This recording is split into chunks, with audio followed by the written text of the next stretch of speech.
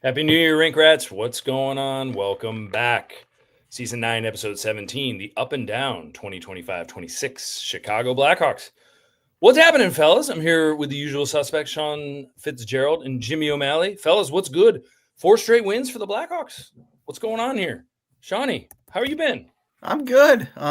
Very excited about the Blackhawks. I like riding this roller coaster. It's better than just the big dip straight down, and there's no lift hill up. So I'm excited. Got a new lid, a Portland Sea Dogs hat. Yeah, not bad. The minor league for Christmas. I like it. And just enjoying the new year. And Larry David said after like 3 days, you're not allowed to say Happy New Year. It's like 3 days. So, all right, I think today's actually the deadline.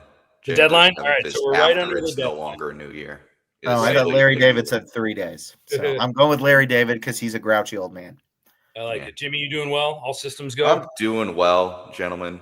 I didn't get to watch most of last night's game because my wife and I went to Chicago, went to see some Phantom of the Opera, a little Broadway in Chicago. Oh, that's nice. Yeah, that's right. Yeah, I bring culture to this little Andrew Lloyd Webber of gentlemen. Great play, great show. Off Broadway, yeah.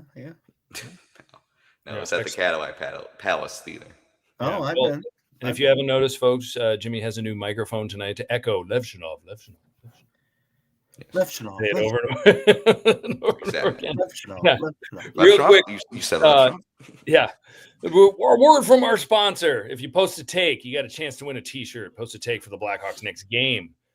500level.com. Use the code the Rink in all caps. Oh, sorry, the Rink 26 in all caps. Gives you 30% off any purchase to 500level.com. Anyway, word from our sponsor. First and foremost, folks, we got a trade. The Blackhawks made a trade today. The Blackhawks have sent Laurent Brossoit, goaltender, Nolan Allen, left-handed defenseman Nolan Allen, and a 2028 7th-round draft pick to the San Jose Sharks, of all teams, for the contract of Ryan Ellis, 6.5 AAV, Jake Furlong, who I had to look up, and a 2028 4th-round pick. So what's the significance of this? Why is this important? What's the deal? James, how do we feel about this trade? Some people are kind of going meh, but there are some things to think about, are there not? There are a few things. I made a tweet about this earlier. I think there's 3 main points of this trade that Blackhawks fans need to understand. The first is this brings in a contract going into next season because Ryan Ellis' contract, unlike Shea Weber's, expires after next season. Right. So it gives the Blackhawks the ability to have next year's roster be filled with guys that are on their ELC. Think guys like Anton Frondell, Nick Lardis, obviously, Sasha Boyver. I think the Blackhawks made this move with the feeling that this offseason doesn't have UFAs that we want to sign. We don't want to spend the money. We want a lot of guys on their ELC next year. Shea Weber's contract is gone. Let's get Ryan Ellis's. Let's have that on the books so that we don't have to go and spend $4 million on a third-pairing guy that we want to get rid of in 2 years, and we're stuck with him. So that's the first point to me. Second point, this frees up a big logjam, both in the left-handed defenseman position and goaltending. Goaltending, obviously, Laurent Brossoit was going to be traded the second he got healthy. Not only is there no place for him in the NHL, there's no place for him in the AHL. I mean, you got Knight, you got Soderblom, you got Comesso, and you got Stanislav down there. He's doing a really solid job backing up Comesso. And then, obviously, you have Guyan and Mitchell Weeks kind of making their way in there. So was no real room for him. And then Nolan Allen, same situation. That left-handed defensive pool it's kind of like a Isaac Phillips situation where Nolan Allen is a 2021 first-round pick. He's 22 years old. He might just be who he is, which is an AHL defensive defenseman, but he may have more chances in the NHL with San Jose. But you look at the left-handed defensive depth chart for the Blackhawks, you got, obviously you got Vlasic, you got Kaiser, you got Grzelcyk, you got, Ethan Del Mastro, you got Kevin Korchinski. It got to the point where there's no real way for him to get to the NHL. Let's put him in a spot where he can succeed. And third and final thing, I think this gives the Blackhawks just a better trade piece down the line. Like, in 2028, you get to that deadline. It's like, hey, I'd really like to have an extra 4th-round pick to trade. Here we have one. Because the difference between a 7th round pick and a 4th round pick in the open market is the difference between a guy that probably doesn't make the NHL to a 4th line, maybe a 7th defenseman, which when you're competing for a playoff spot, that's something Blackhawks will probably need. This is a bigger return than anything the Blackhawks would have gotten if they just traded Brossoit on his own. So Blackhawks cleared some space. They got a contract that they could use in the next season to let guys on the EOC play. And you get a better trade chip. A 2028 4th is a lot better than a 2028 7th. If you get to the deadline, it's like, hey, let's make a low-risk buy for a 4th line, 13th forward, 7th defenseman kind of player. So those are the 3 main points I got from this trade. Points taken. Thank you very much, James. They did get, they traded a left-handed defenseman for a left-handed defenseman, which will probably end up being a guy for a guy. In a sense. I mean, like you said, Nolan Allen, I mean, the one first round pick, 32nd overall, I believe, that was involved in the Seth Jones trade by Stan Bowman acquiring that pick. Just no room for him. And not what they're looking for on that left side right now. They're looking for a puck moving defenseman. And he's not it. He could end up finding space in San Jose. That'd be great for him if he did. But the key being, as you mentioned, that the cap situation, so they can play more of the younger guys. I mean, outside of Andrew Bard, who is the chairman of the Nolan Allen fan club, who's probably only member too. The only member who's probably very upset about that. President, treasurer. Yeah, Sean, any reservations about this trade for you? Are you feeling, hey, this is good stuff. Now you can play some young guys. That was the impetus behind the move, and onward we go. Yeah, I think good stuff. Like Jimmy said, clearing the logjam, because they already have they're already solidifying their defense in the NHL as it is. Like Crevier looks like he's a piece for the future. He's built himself into that, so he's going to get a new deal. Ethan Del Mastro, who was just sent down today, didn't even play much the time he was up, so there was just no room for Nolan Allen. And another thing that I think Jimmy failed to mention, but I'm sure he would have, it was Kyle Davidson doing right by another veteran. Like in San Jose, Lauren Brossoit will probably get a chance to play at the NHL level just because Askarov is their starter. They have, I cannot pronounce his last name. Another goalie. Yes, there we go. As another goalie, and they had a 39-year-old goalie up at some point. So it's a softer landing spot for him. Maybe he'll get some run, and then hopefully he'll be able to re-enter the free agent market and get another deal where he can compete someplace else. In Chicago, he just wasn't going to come up and play at the NHL level. So that's, I think, another good thing on Kyle Davidson, giving him a chance. Oh, my goodness. I know. They're polar opposites in every way, shape, or form. Yeah. And I forgot who mentioned this. Oh, I'm sorry. Go ahead. No, go ahead. Yeah. I forgot who mentioned this, and I do think it was Scott Powers, who indicated that the Blackhawks are planning on re-signing one veteran. Yep. And one veteran forward that it sounds like that might be Mikheyev or Dickinson. This also clears a little bit more room to do that. Yep. Or doesn't clear room, but if that is their intention to do so, then you're getting closer to the floor by signing one of those guys, getting the Ellis contract, and then you get younger guys to play. So, and what I've said before is like NHL free agency is not what it used to be. Like you're not going to acquire a Marian Hossa in free agency anymore. It just doesn't happen. Rare, as we've seen the last couple of years, and due to the salary cap, guys don't leave because teams have the money to pay them.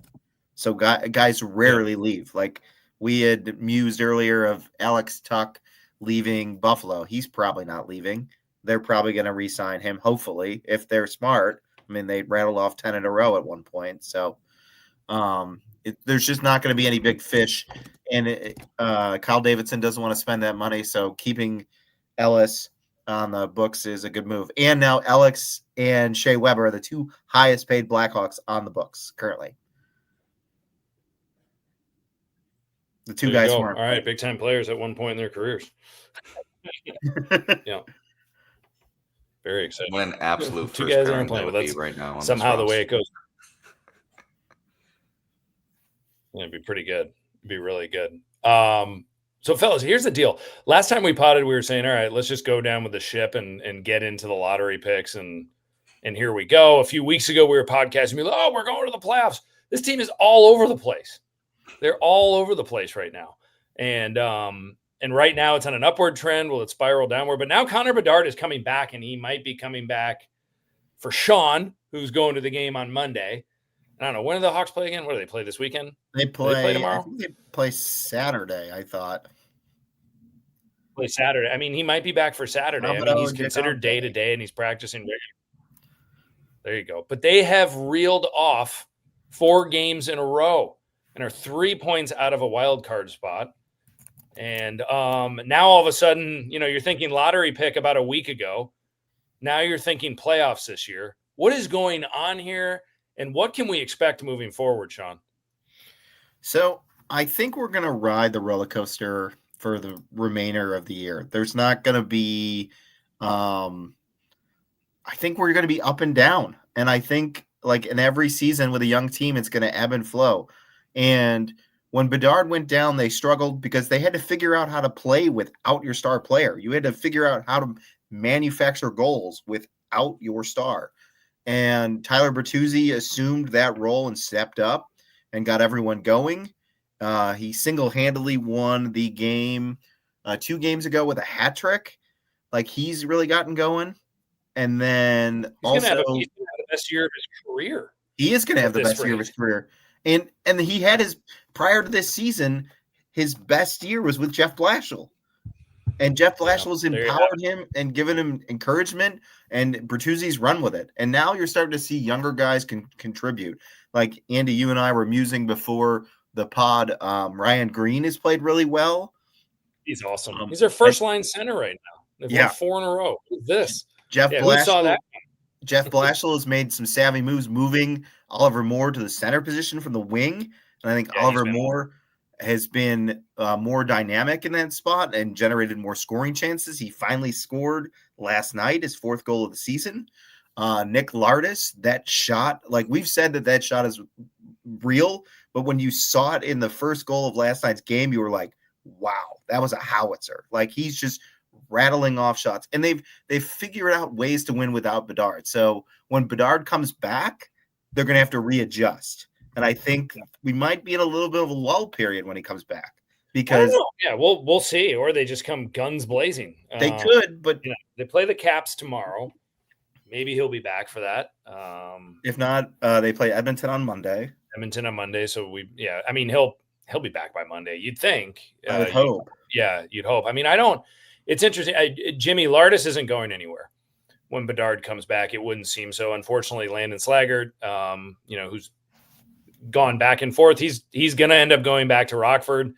Sean and I were talking earlier. Maybe that means Jason Dickinson goes back to the 4th line, one of Ryan Green or Oliver Moore as the 2nd line center, and onward we go with Bedard assuming his first line center role. But Jimmy, I want to throw this out there at you. And with regards to Tyler Bertuzzi, I mean, he's going to have a career year.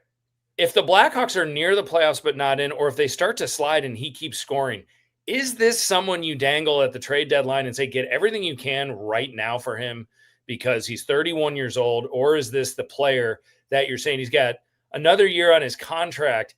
It's working here. Let's go into another season and let's keep this going. And maybe next year's a year that we have a major impact. What do you say about that? Well, not only do we have him next year, we have him a year after that. So Correct. There's still 2.5 years of control. Right. I don't see him as someone you dangle. You don't sign a guy to a 4-year contract just to move him out before you reach the halfway point. Yep. Agreed. He's a 20-goal scorer even at his worst. That's what he got last year. That's what he's already hit this year. So at worst, to me, he's a 3rd-line physical scorer when this team starts to compete, kind of like what he was in Boston and Toronto. Yeah. I have no inclination to trade him. It kind of feels like Ryan Donato last year, where it's like there's no reason to get rid of him. It seems like he's liked by the team in the locker room. He's producing. You have to, even as a rebuilding team, you have to hit that point where it's like, okay, we can't trade everyone with talent. We can't trade everyone that knows what a puck is into the sun because we're a rebuilding team. Yeah. Tyler Bertuzzi has shown with and without Bedard in these last 2 seasons, he can produce. And I'm not inclined to move on from him, especially this last stretch where he is absolutely taking the scoring reins and become a very valuable player, even when he's getting 10-minute misconducts for yelling at the officiating against the St. Louis Blues. But we don't hold that against the Blues. I'm fine with that.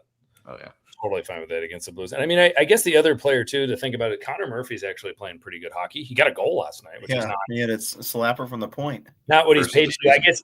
Yeah, he might be the only player that you do think about moving if you can. I guess at this point, because if he wants to go. I think you give. Yeah, I mean, he's in a contract year, correct? This is it. Yeah, this is the last year. And he's 32 years old, and if he wants to go, if you're close to the playoffs, obviously keep him, and if he wants to stay and make a run of it. And I don't know, and whether or not you re-sign him, I don't know if you do at this point.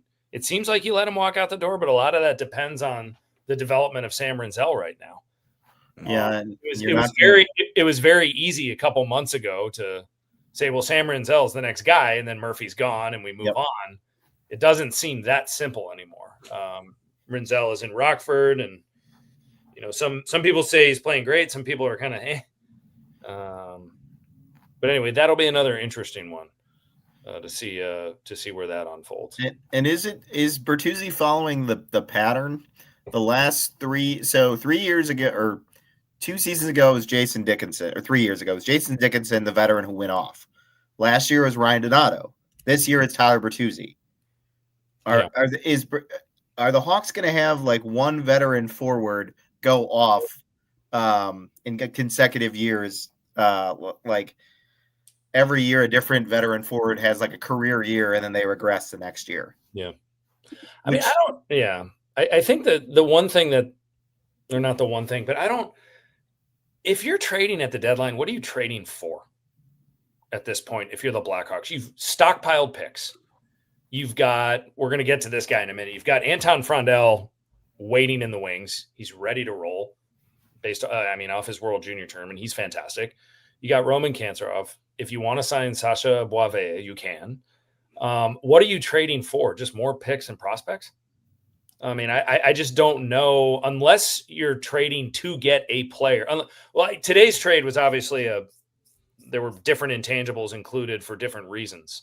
But if you do trade a player like Connor Murphy at the deadline, it's either based on his request or you're targeting something else that you're thinking about. I mean, you want players now. Yeah, you've got to buy for the long term. Yeah. I think. Go ahead, Jimmy. I think a good example for a trade the Blackhawks would look at, I think you need a borderline NHL ready prospect. I think back to last year with the New York Islanders trading for Callum Ritchie while trading away Brock Nelson. I don't think the Blackhawks could get a Callum Ritchie like prospect, but I think that's kind of where you are. Getting draft picks at this point is not as valuable because the Blackhawks have 5 picks in the first 2 rounds this coming year. They're drowning in draft picks at this point. Like, you either need a guy that's right on the cusp of making the NHL or you need to trade up. And right. I don't see them approaching the deadline being like, oh, we need, more second or third round picks in 2027 and 2028. It's draft picks are becoming less valuable to the Blackhawks at this point. Right now, it's can these guys that we have picked over the last 2-3 years, do they have the support and the ability to make that jump? That's kind of the priority at this point. And you mentioned, Boisvert, Kantsarov, and Frondell. That's not even mentioning Van Acker and Nestrasil, who also had an incredible unbelievable tournament. Yeah. Unbelievable. And then AJ Spellisky had a great tournament. AJ Spellisky was a good bit. And Nathan Bem. I mean, there's so many guys. Oh, yeah, Nathan Bem. Yeah, he's having a great year. So if you are trading, you're trading for a guy that you either go like, oh, it's like a Callum Ritchie, he's a prospect, we're about to be ready. Like, when we get him, we're basically going to put him in the NHL. Or it's going to be a guy with a couple years of control. Like, hey, we'll give you, I don't know, this is a hypothetical completely, but like, we'll give you Mikheyev. We want a forward that is in his mid to late 20s with 2 to 3 years of control that can be here when the other prospects are coming up, and he's a proven NHLer. I think that is the most realistic target for the Blackhawks at this point. I don't think they value getting a draft pick unless Oh, it's you a don't need any first-round more. pick. You don't need it. Yeah, right. Yeah, unless it's a first-round pick, which I don't think anyone in the Blackhawks right now gets you a first-round pick. No, and I mean, I think that this is the year you almost move some of these picks. Towards Oh, I think you move up. You move up. You You have move to up, move or you get players. Yeah. Yeah. Or you get players. Yeah. You know what I do want to see. And I don't know if they'll go to this right away when Bedard gets back, and probably not, considering Burakovsky's kind of been his guy there on the wing, and Bertuzzi's been with him as well. But could Nick Lardis be that trigger man for Connor Bedard? Could that be a combination? Could that be his Yari Curry in a sense? That'll be interesting to see. But again, I mean, Bedard is a shooter. I mean, he's not the Adam Oates giving it to Brett Hull. That's not his role. But I'm very curious to see if Lardis fills in that shooting role, or if he's just kind of, I don't know, if he stays with Moore, and we'll see where that goes. Any updates on Frank Nazar? I've not heard much. He's just started skating the other day. He was doing drills with Bedard the other day, I believe. And he's apparently eating solids, which is solids. That's good. Yeah. Solid food is good. Yeah. Well, let's talk about the World Juniors. Let's talk about the forward of the tournament. And who's the guy? Scott Wheeler didn't even have him as one of his top forwards. He didn't even have him a player of the tournament, which was shocking to me. And then he was announced the forward of the tournament. But Anton Frondell, ladies and gentlemen, the Blackhawks 2025 third overall pick, which Jimmy and I last year were going, if they only had number 2, they could get Misa. Maybe they got the right guy, though. I mean, this guy was everything. Fast, physical, can shoot, can play different roles. He played in every situation for Sweden. You can say he was their best player. I mean, that team was stacked, and they have a lot of draft eligible players. And I think someone tweeted the other day, they can return up to 13 players for next year's World Junior Tournament, inclusive of Frondell if they wanted to. What are we thinking on Frondy? Is he coming over pretty soon here? I mean, what a tournament, Sean. What do you say? I think he's going to come over at the end of his contract with the Swedish Elite League. He has to. I mean, I don't think there's no value in him staying there in that tournament. Like, every game you watched, even if he wasn't on the ice, the announcers were talking about Frondell this, Frondell that. Like, he showed that he's physical. He's I believe John Buchagras described him as a moose, is the term he used him. Like, he's a big guy. He's physical. He's got skill. Like, you saw his skill on display in the shootout where he took, I think, 2 or 3 attempts in Sweden's victory. Yeah. The guy is ready for the NHL. I understand why they kept him over in Sweden, the travel, adjusting to a new league, but now it's time. At the end of his season this year, he comes over, he gets his cup of coffee like the other forwards did, and then next year he's ready to go and start the entire year. And then you have the great pleasure of figuring out what line he plays on or who he plays with. Yeah. Most likely it's probably Connor Bedard, but could be. Yeah. I mean, maybe that's the running mate. I mean, it's Frondell and Kanserov are the 2 guys that we keep hearing about. Kanserov, who just keeps pumping in goals in the KHL. But Jimmy, who are you more excited about? Oh, it's Frondell. I mean, I've been on this kid since the 3rd overall pick was announced, with the assumption that Schaefer and Misa were going 1-2. I mean, I was pounding the table like, Frondell's there. I'm all in. I think the biggest thing for me, and I got to watch a lot of the World Juniors this year, was every time I saw him on the ice, I just thought, grown man. Like, he looks like a man amongst boys out there. Like, he is big. The only thing that looks young is his face. He's got that. Yeah, if he had like some like peach fuzz, he'd at least look like a little bit of an adult. But I mean, like, he plays like he's playing with his kids in the backyard. Like, he's just so much like stronger and bigger than everyone else out there. And he's even done that in the Swedish Elite League as an 18-year-old. Well, I think he's 19 now. Is he 18 or 19? Like, he's just a big beast. Like, that's what he was in this draft year, and that's what he is now. He's a big beast. And I mean, playing against him just looks terrible. I don't want to do that. Who wants to play against that guy? He looks unfun to play against. Yeah, it just looks miserable if you're on the ice against him. Well, and he looks like he has a great personality. He told he seems like said him and Nesterov are buddies, and he told him to F Nesterov off. told him to F off in the handshake line. Yeah, That's awesome. Like they're buddies, and so Nestrasil, by the way, I think Nestrasil. I'm sorry, Nestrasil. Well, sorry, and he was an absolute dog with he was great. He was great. He was great, and they nearly came back in that game. They were down 3-0 and scored 2 late to make it interesting. Yeah, no. So I mean, it's very exciting. I mean, they got the guy that they needed to get. Yeah. And you watched the whole tournament. I mean, he was arguably the best. He was the best forward in the tournament. Now, I will say this. What's that? Despite of what Scott Wheeler says. Despite what Scott Wheeler thinks and said, he was the best forward in the tournament. I will say this though, and I think Gavin McKenna is a hell of a hockey player, and he's obviously going to go probably in the top 3, maybe top 5. A lot of people still have him 1 overall, but if I have the number 1 pick, Ivar Stenberg is who I'm going with. Yes, the guy was so good, and if there's any world whatsoever where the Blackhawks have a shot at him, if they end up folding, going downhill, if they end up with a top 5 pick, something like that. And then Bjork, the other one, was pretty good too. He is draft eligible, I believe. Oh, and Jimmy, I tell you, boy, did it hurt me to no end, and I'm sure it hurt you to see the kind of tournament that Michael Hague was having. Michael Hague had at the University of Michigan. Jimmy wanted Michael Hague at 18th overall 2 years ago. Bad. Blackhawks took I was all over him. Jimmy was all over him, and he was there. And the Hawks took Sacha Boivin, and the jury's out. Sacha Boivin might still be very helpful. He might still be a great asset for the Blackhawks. Is a good asset for the Blackhawks. But Michael Hague seems to check so many different NHL level boxes. Yep. So anyway, great at Michigan, great in the tournament. Yeah. So feeling for you there, Jimmy. Every time we saw him light the lamp. It hurts a Canada, little bit. Team Canada in the World Junior Championship, though, they've got some issues. Like they really do.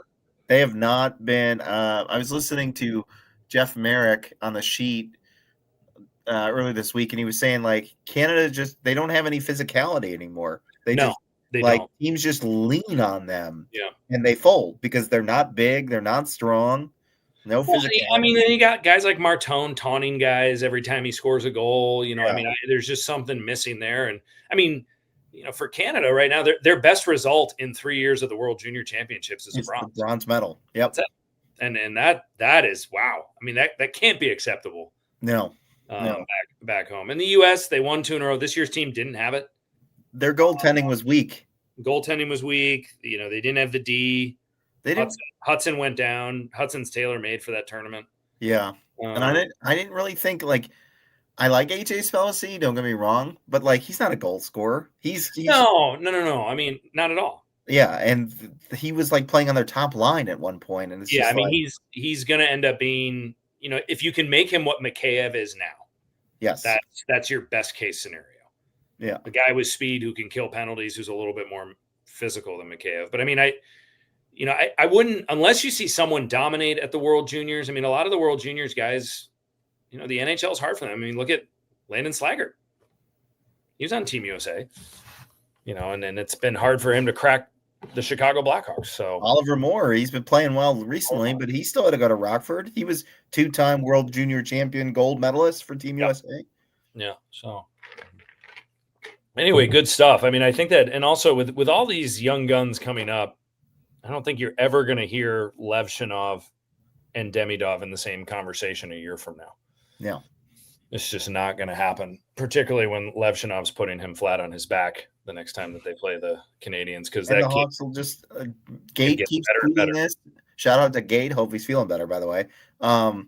He keeps tweeting this out that when Kanserov and Frondell come over, everybody's going to forget about that the Hawks have the opportunity to draft Demidov because they have 2 forwards that are probably going to be better. Yeah. Very exciting times. So, I don't know. We'll see. I mean, 3 games out of a wild card spot right now after going on a 6-game dive. Reel off 4 in a row, and I don't know. here we go. Pretty exciting stuff. I want to take a quick moment to talk about Glenn Hall. Bob Pulford passed away too over the break, but yesterday it was announced right before the St. Louis game that Glenn Hall passed away at the age of 94, the Hall of Fame goaltender, Mr. Goalie, my father's idol, actually. But Mr. Goalie, Glenn Hall, passed away at the age of 94, Hall of Famer, number one retired. Ironically, in a game where they played the St. Louis Blues, which is where he landed after his tenure with the Blackhawks, and played in 3 Stanley Cup finals with the St. Louis Blues. But, a lot of NHL records, a lot of people thought, Gretzky's goal record will never be broken. Then Ovechkin got it. You can say records are made to be broken, but there is no chance in the pit of Hades that 502 consecutive starts as a goaltender is ever broken. And that's Glenn Hall's record. And what is it? 524 playoffs included or something like that? Like if you include playoffs there, it's like 522 or 524. It's 502 regular season game plus 50 in the playoffs. In the playoffs. So 552. 552 if you're counting playoffs. That's obscene. Yep. He was 906 career games, 8th all time, 407 wins, 13th all time, 84 shutouts, 4th all time. He won the Calder in 56. He won 3 Vezina, 63, 67, 69, and the Conn Smythe in 68. 11 all-star selections and 7 first-team selections, the most for a goalie. Wow. Yeah, and he pioneered the modern butterfly stance. Yeah. No mask.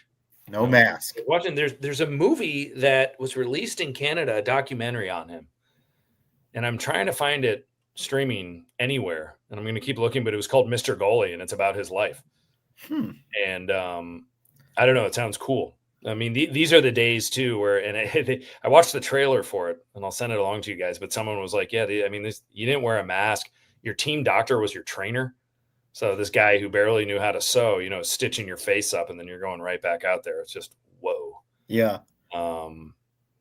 So we'll never see a goalie of his fabric ever again. And what an awesome life! 94 years, and he's got a great family, and I don't know. RIP, rest easy up there, Glenn Hall. You're a real beauty, as they say in hockey world. But I don't know, one of the best Blackhawks of all time. And I think someone was saying that you can make an argument best goalie of all time, no matter what era, mask or not. I mean, it's a pretty 1961 Stanley Cup winning goalie. You know how much you have to personify something to be Mr. Insert Noun. To be Mr. something, like, you personify that in every sense of the word. To be Mr. Goalie, that means everyone tries to reflect you, because you personify this entire position for an entire sport. So you're the one. Yep. He is one of one, ironically, because he wears number 1. I mean, his legacy, even as a young Blackhawks fan, relative on this podcast, who has never seen him, obviously, because you just said we're old. He played 30 years before I was born. It's just you know the influence of a guy like this. How much his stamp is still on the NHL this day, not just because of his records, but just who he was as a player, and who he was to other players as they came up in the league. And I'm sure you could talk to guys like Patrick Waugh or Brodeur and other great goalies. They'd be like, he personified a position that I wanted to be the best at. Yeah. So rest easy, Glenn Hall. I mean, not only are you a great Blackhawks legend, you personified a position in a beautiful sport, and I hope a lot of people understand that. Yeah. Yeah. So here's to him and to Bob Pulford. Bob Pulford had an unbelievable playing career. He never played for the Blackhawks.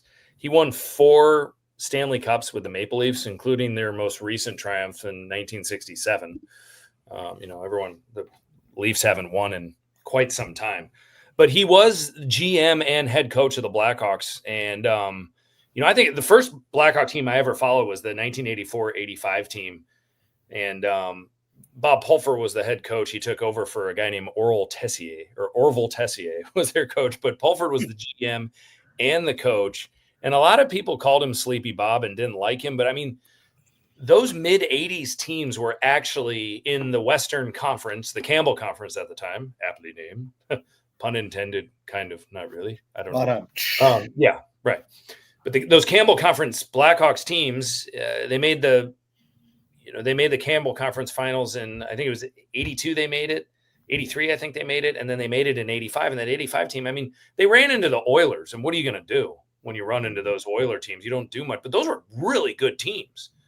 And Pulley did a lot for Chicago. He did a lot for Dale Talon in his young career. Dale Talon, obviously great GM for the Blackhawks. And so, lost a couple icons over the holidays. And again, 89 years old when he passed away. So, I mean, great lives for these two gentlemen. And, thanks for being a part of the red, white, and black in the Madhouse on Madison Street. And if you're watching the original part of the YouTube series that the Blackhawks put out, they've put out the banner years, so more recent history, but the banner years are out there. So check that out. That's some other history about the red, white, and black, which is pretty cool. Yeah, good stuff. Yeah, throw that out there. Well, I've not seen it yet, but I'm going to. Yeah, I haven't either. I need to get on that. Well, we're nearing the midpoint of the season and nearing that All-Star break. So, folks, be ready. We're going to do mid-season midterms. We're going to do letter grades for those Hawks coming up pretty soon here, maybe in an episode or two.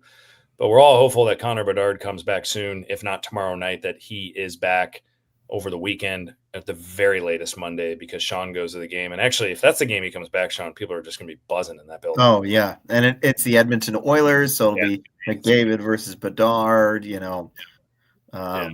the former general manager of the Blackhawks in the building, hopefully getting booed.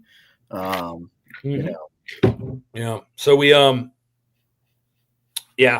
we don't have the All-Star game this year because of the Olympics, and the Milan rink images are showing up at the Milan rink. It looks kind of ready.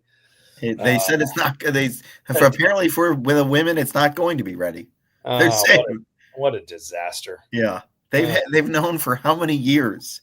How can you wait? 2017, I think they were awarded this. Oh man, that is very sad.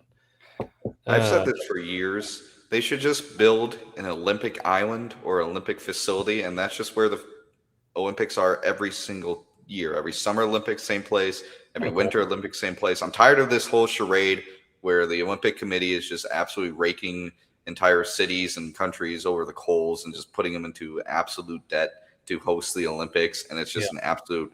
And then what are they going to do with this rink when the Olympics are over? Is this one of those they're just going to tear it down, or is this going to be like a 2004 in Athens where there's like a baseball stadium with moss all over it because they don't, know what to do with it anymore?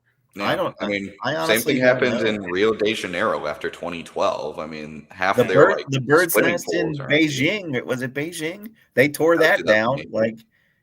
Like they just build these stadiums. I don't honestly. The rink in Milan is not going to be NHL regulation size.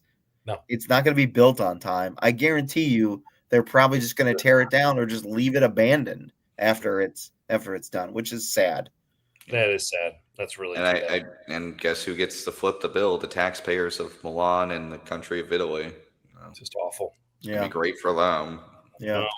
I don't know. I guess say a prayer and hope it goes down somehow. But again, just build a freaking Olympic facility. Pick a country and be like, hey, it's always going to be here. We're going to share the revenue, and there's always going to be the same place. And just stop with this charade of going to different countries every single time and putting this massive financial burden on countries that, let's be honest, most of these countries can't afford to host these. Sure. It's a bad thing to do. Yeah. Just build a Summer Olympic facility and a Winter Olympic facility and just have it permanent. I remember the 2016 games when Chicago was in the running, and they were the first. So I think my dad went downtown when they were announcing who was going to get it. He was in the lot. He was with the people. He was downtown holding up a sign, and they announced who the first city out of the mix was, and it was Chicago. And everyone's like, "Oh, Yeah. But I think, but it was also one of those, a lot of Chicago citizens, big sigh of relief going, oh, thank goodness this isn't happening. Yeah, because That was the Rio one. Yeah, that was 2016. Yeah, I think that was 2016. So yeah, I'm sure everyone somebody holding got a their huge signs is going, oh, crap. kickback to have it in Rio de Janeiro because they weren't ready for it either. No, they were not. Yeah. They were not. But at any rate, so with that in mind, hopefully they play. I don't know. But there is no All-Star game, but I have an All-Star trivia question that I learned of the other day. Okay. I wanted to end our little chat tonight with trivia, and I think you guys should get this. Someone's going to get this. Who was the first ever 18-year-old to play in an All-Star game? Now, not be elected in the All-Star game while an 18-year-old, but actually to be elected and playing in the game at the age of 18. In the NHL, right? In the NHL. Okay. First 18-year-old, might be the only 18-year-old actually to this day. Is it Eddie Olczyk? No, but I like that take, and I like where your head's at with the era. Yeah. Mario Lemieux. Nope. He was 19 when he played in his first, I think. Is it Mike Bossy? Nope. Oh.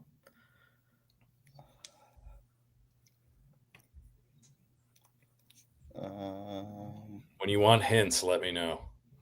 Well, If you kind don't of gave want a hint of the old check thing. You were saying something about being the right era. It's in the 80s. I'll say that. Yeah, I figured it was. Chris Chelios. Negative. All right, give us a clue. Give you a clue. They were once rivals. So it's a Red Wing. Brett Hall. Mm-hmm. Come on, guys. Really? Once rivals? Yeah. Because there might be giants, so would I give you the song? But No, you said Red Wing. I mean, it's a Red Wing. I can't give you another hint. 80s and Red Wing, and you can't get Steve that? Yzerman? There we go. Yeah, Stevie Y. Stevie Y. Stevie Y. Steve Yzerman as a rookie in the 1983-84 season after being selected 4th overall. He had an 87-point season as an 18-year-old. Damn. And played in the All-Star game. So good. Yeah, well, I just watched this NHL Legends series that was released in 2022, and it was I think I've. That's on Prime, right? What's Yeah. that? Yeah, it's on Prime. Yeah, I've watched a little bit. I haven't watched that yet. Unbelievable. And some of the players they covered, you forget Dale Howardchuk, how good that guy was. Yeah. And players like that, and they covered a lot of women in the game. Angela Ruggiero, Haley Wickenheiser. I mean, it was a really cool series. So check that out too. If you're not watching the Hawks or the college football game. Yeah, I'm gonna be reading the next one. It's about hockey scouting, written by I believe his name is the Reed. I think the name is the Reed. No, it's by Ken Reed. Ken Reed. Hockey Scouts, Remote Rinks, and Hidden Talent. He's written a couple of hockey books. He did one with Jeff Merrick which I read a little bit of, about they interviewed guys who got one NHL game. That's all they got in their entire career. And just about the experience and how they got called up. And it's a book it was like 40 guys who only played one NHL game. And so this is another book by Ken. He also has hockey's hometown hockey heroes and the one to remember stories from 39 members of the NHL's One Goal Club. So he wrote that book, and then him and Merrick wrote a book about guys who got one NHL game in their careers. So there's something to check out there. And I also got Bob McKenzie's book for Christmas, so I will have some more hockey musings of the educated variety. Awesome. Yeah. Sounds good. All right, folks. Well, thank you for joining us. Go Hawks. Let's keep this thing rolling. And Andy Campbell, you've heard from Sean, you've heard from Jimmy, great guys. And it's been a while, but we're going to keep coming at you weekly. And go Hawks, and we'll have some good stuff for you next time around. Until then, have a good night. Peace.